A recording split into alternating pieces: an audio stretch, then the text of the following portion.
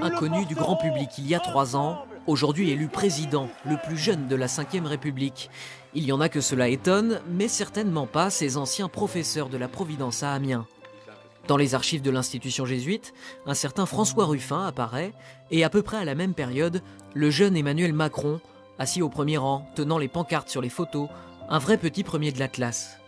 Pour nous, profs de matière scientifique, c'est un élève qui était toujours entre 19 et 20, même si ce qu'il aimait, c'était la littérature. Ce sont rares les élèves comme ça, si. Il n'aimait pas trop se salir.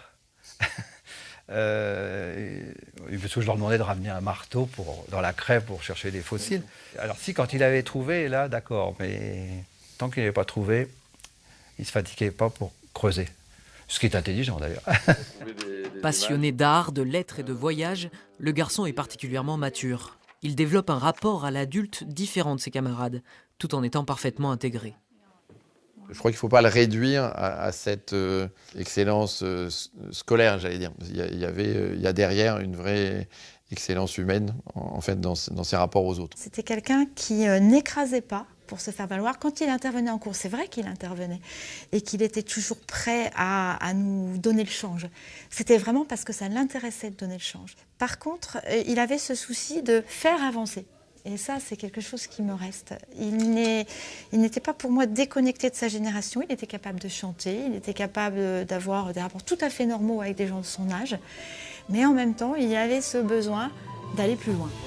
Il est envoyé au lycée parisien Henri IV pour finir sa scolarité, décroche son bac S avec mention très bien et poursuit par un DEA de philosophie à Nanterre, Sciences Po, l'ENA, la politique. J'ai eu d'autres élèves qui déjà disaient en première « je ferai de la politique ». Lui, non. Il a fait son chemin, mais il n'a pas pris un chemin unique et bien balisé. Il a ouvert le chemin. Quartier Henryville d'Amiens, voici la maison où Emmanuel Macron a appris à marcher. Son père Jean-Michel Macron est neurologue au CHU, loin des médias et de la politique qu'il déteste.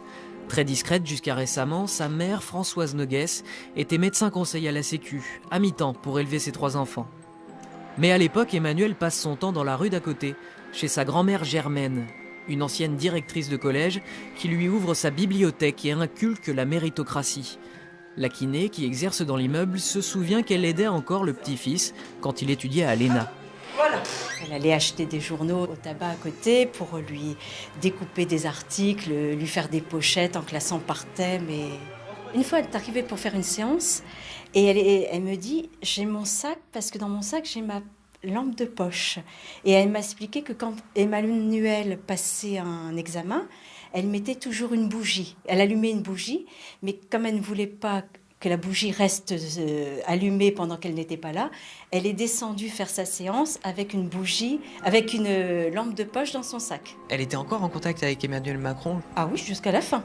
Oui. Jusqu'au dernier jour, il l'a appelé le soir pour lui raconter sa journée. Il affirme qu'il doit à sa grand-mère, issue d'un milieu modeste, son engagement à gauche. Une gauche modérée, selon ses anciens camarades d'études. Le jeune homme est à l'aise à l'oral, sympathise avec des influents comme Jacques Attali.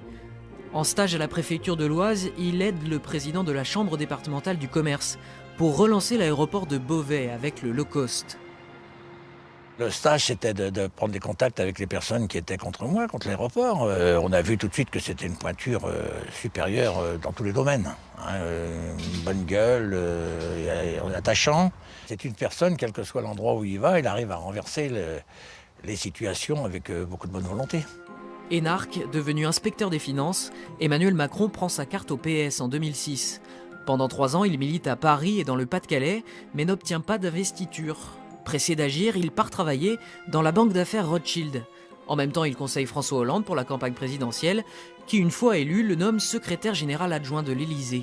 C'est la France 2020, tu vois. Quel est mon agenda au-delà de ça?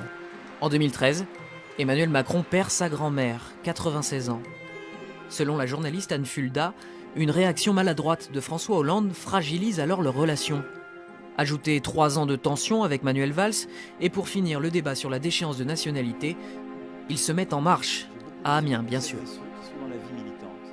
Et j'ai décidé qu'on allait créer un mouvement politique. Un mouvement politique nouveau. Emmanuel Macron va se lancer dans la présidentielle avec l'autre femme de sa vie. Chaque année, on me porte jusqu'ici. Spectacle de fin d'année à la Providence. Emmanuel Macron a 15 ans. Il brille sur scène dans la comédie du langage de Jean Tardieu, où il incarne l'épouvantail. Mais lui n'a pas peur. Il charme sa professeure de théâtre, de 24 ans son aînée, Brigitte Ozière. Une Amiénoise mariée, mère de 3 enfants, de la famille Trogneux, des notables célèbres pour leurs macarons d'Amiens. Mais elle admire totalement ce jeune Mozart, surdoué de l'écriture et du langage. C'est le début d'une relation peu commune, dont la rumeur court dans les familles et le voisinage. Certains l'ont su, moi je l'ai su. Vous en pensiez quoi à l'époque? Bon, pas grand-chose, hein. Bon, c'est tout, hein. C'est leur problème, c'est pas le nôtre. Bon, c'était gênant peut-être aussi pour l'établissement, quoi. Donc il est parti sur Paris. Le lycéen est contraint de s'éloigner, mais il persuade la femme qu'il aime. Elle divorce, part enseigner à la capitale. Il se marie en 2007 au Touquet, où elle possédait une maison avec son ex-époux. Le couple y séjourne encore régulièrement. Et là, c'est la table de M. Macron quand il vient manger. Ouais. Enfin, lui ici et sa dame là. Là, vous êtes à la place de sa dame. Ouais. On est apolitique, donc, mais bon, je sais qu'il taquine toujours un de mes serveurs au niveau de sa retraite, qui dit toujours qu'il va mettre les retraites à 70 ans, comme ça il va pouvoir le garder encore, qu'il doit partir en retraite l'année prochaine, qu'il pourra le garder encore quelques années comme ça. Brigitte Macron, elle, arrête d'enseigner en 2015 pour se consacrer pleinement à la carrière de son mari. Moi j'ai toujours été prête à tout. Ça fait 20 ans que je suis prête à tout avec lui. Son rôle est fondamental dans la construction d'Emmanuel Macron, mais nul n'en connaît vraiment les contours. Les proches sont priés de ne pas communiquer. Le président élu promet un statut officiel de première dame. Plus qu'un homme, c'est un couple amiénois qui poursuit son ascension à l'Élysée.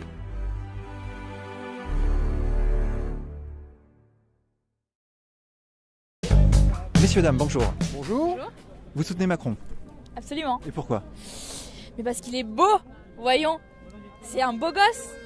D'accord. Non, mais il incarne le frais, le renouveau et tout ça. Le renouveau, c'est-à-dire? C'est-à-dire, c'est pas un vieux de 70 ans qui se présente et qui est bientôt à la retraite.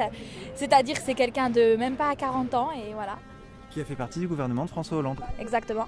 Et c'est pas un problème.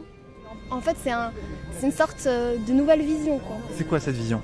Cette vision, c'est de rassembler des gens qui sont pas forcément d'accord. Ça veut pas forcément dire que c'est flou. Et rassembler sur quelles idées alors? Quelles sont les idées?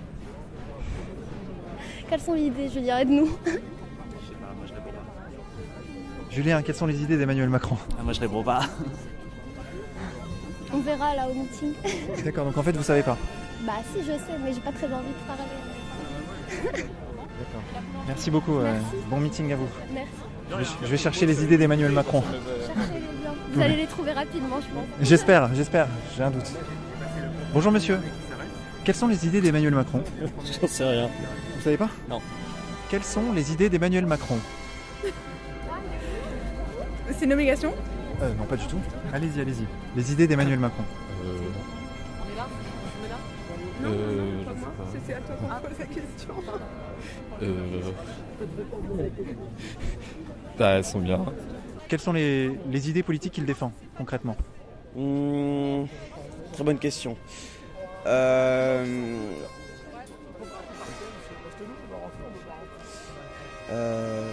sais pas.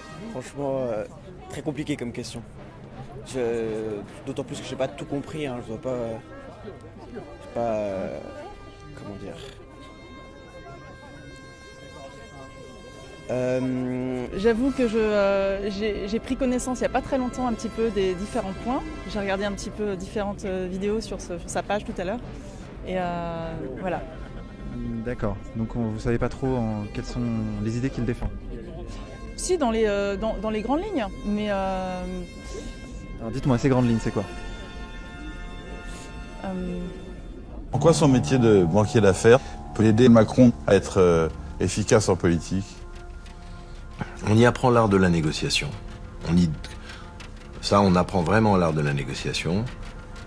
On est amené aussi beaucoup, et ça c'est, j'allais dire heureusement ou malheureusement, utile en politique, à communiquer, c'est-à-dire à raconter une histoire. Dans le jargon, quand on fait une opération, on construit ce qu'on appelle une equity story, qui est l'histoire qui va donner aux actionnaires envie de voter cette opération, d'acheter les titres ou d'apporter leur titre. Donc on y apprend d'une certaine façon aussi des techniques pas de manipulation de l'opinion, mais un petit peu.